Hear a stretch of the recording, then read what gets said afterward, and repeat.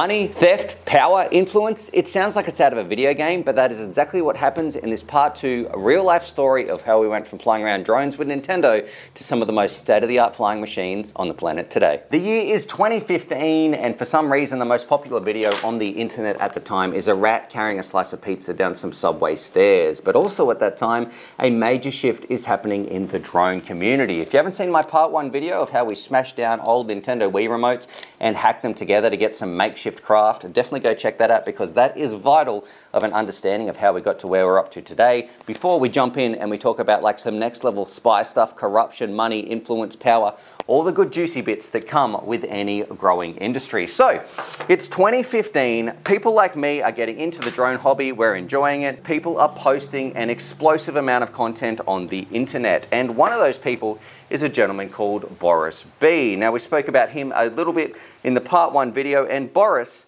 is doing something kind of next level. Him and his merry group of flyers, people like Final Glide Oz, Metal Denny, there was a whole stack of pilots who started posting content we as a community were not ready for. Their craft looked so stable, it was like next level flying. And the reason for that was because it actually did have some secret sauce. Boris B, he had taken the Clean Flight open source firmware that was rocking around on most boards out there, and he decided, you know what, let's strip this down, let's make this even better. So he took away everything and he focused on what us FPV pilots wanted, and we were able to do that with the help of Betaflight. So over the time, Betaflight became the #1 firmware that we were using. Now, one of the gentlemen I'd like you to meet is this guy right here, Bot Grinder, one of the pillars of our community. Here is his first words on what it was like with Betaflight, and then also why did he switch away. Was I tempted by any other firmwares at the time? Yeah, in 2015, 2016, there was Clean Flight Droning and Betaflight, and I tried them all, but everybody's using Betaflight, and it was one of the most documented ones on the internet. People seem to know how to use Betaflight the most,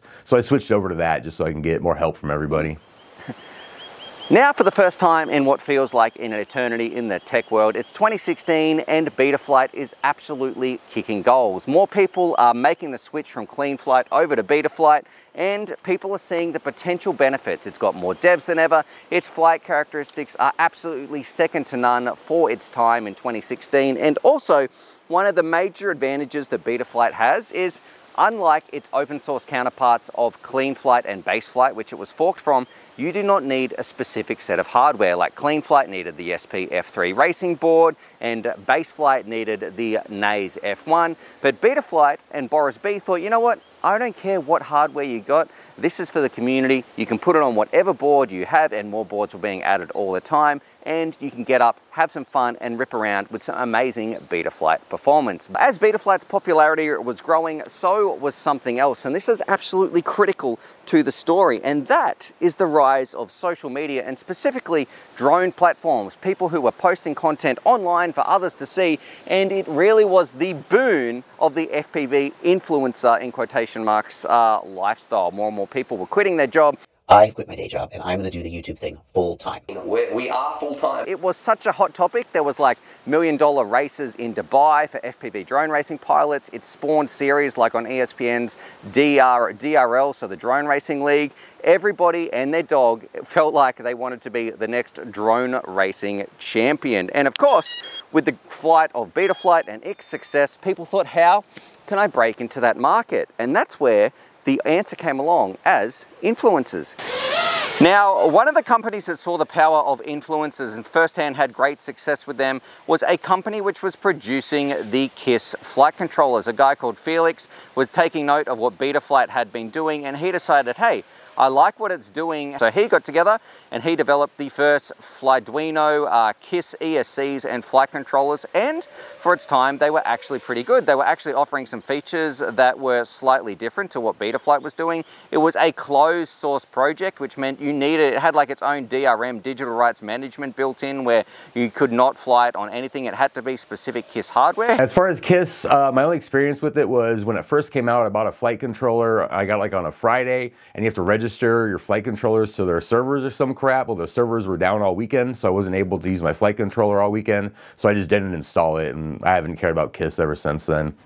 He got together with some people like Mr. Steel and Schizo. There was a whole band that decided to jump over and fly around using KISS. And of course, like any popular culture or trend and things on social media. People love to copy things, and if you saw your favorite pilot like Mr. Steele and was actually flying around on KISS, chances are you wanted to give it a go as well. So for the first time in a little while, Betaflight actually had some major competitors.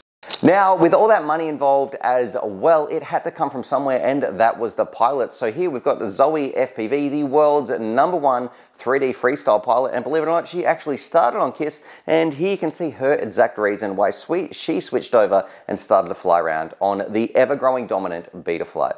I was flying KISS, and I wanted, I don't know, a different feel, also cheaper parts, because I had a hard time keeping up with the expensive hardware at the time, and Betaflight offered what I thought was a great option, especially paired with really good ESCs. It was just really good, and coming from clean flight and base flight, Betaflight just made sense to me.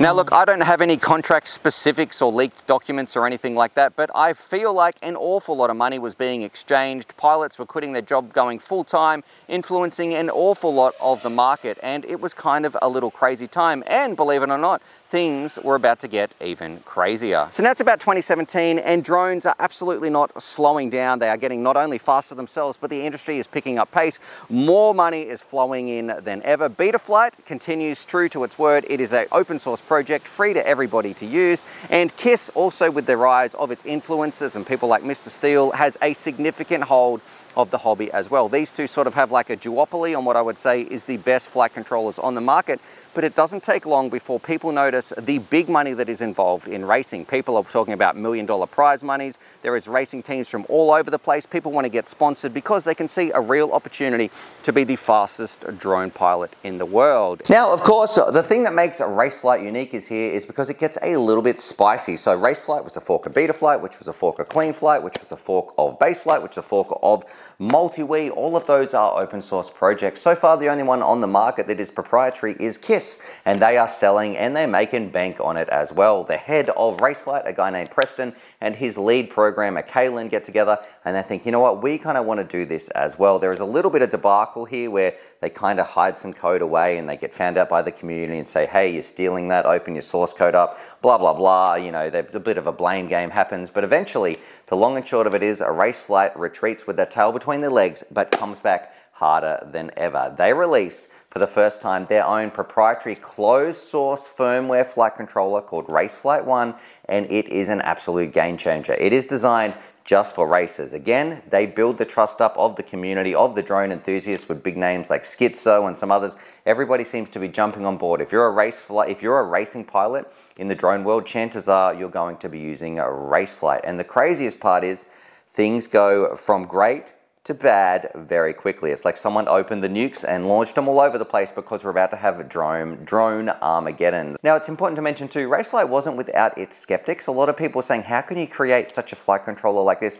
without stealing from things like Betaflight and Baseflight and those open source firmwares? Open it up, let us see. But Raceflight was like, nah mate, that's we've done it. We really have done it. And the crazy part was they had. But I remember waking up one morning, looking online, looking at my drone news, and all of a sudden, some crazy reason, which is still hard to fathom today, all the work that Kaylin had been doing and Preston had been doing, all the work and the code that they'd been making was now dumped for everybody to see. And you won't believe who dumped it. So a guy called Kaylin had taken the code that he had worked on for years that was closed source, making them money, and he had released it out into the wild, which meant if you're your own manufacturer or any strange Aussie guy in his garage and you had the hardware, you could now create a flight controller that could run Raceflight as well. And it flew really, really well. Now, why did he do that? Whether that be money or there was some disagreement between the two, Raceflight the whole time had said, look, we are writing everything ourselves. And it was true. The amount of work in there, absolutely outstanding, except for one tiny little function, completely unrelated to the flight characteristics of a drone,